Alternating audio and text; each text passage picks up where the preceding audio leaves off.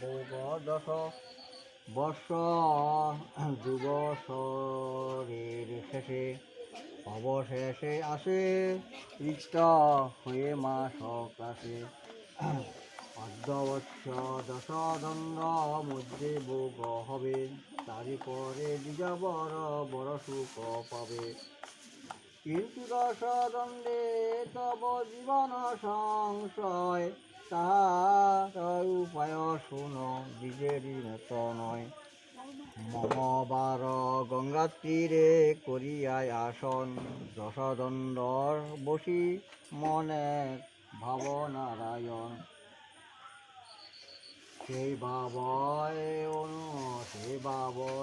ভাবয় অভাবে দুঃখ হবে গুরতর, বলিয়া অন্তর্ধ্যান হইল তো নিশ্চয়।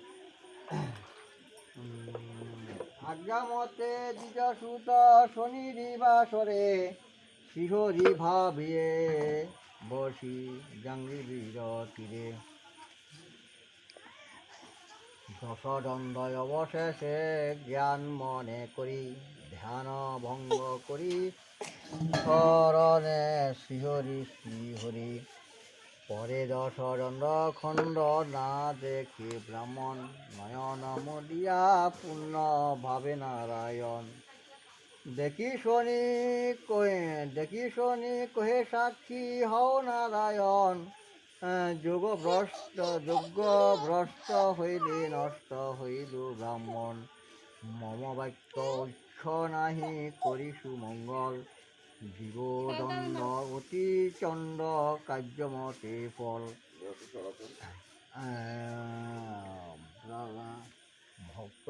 ভক্তিগতি এই মতি করিয়া তখন, গোপনে রাখিয়া তুই রাজারি নন্দন।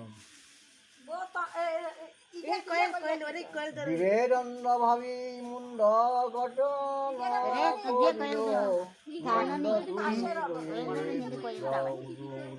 রাখিল, নয়ন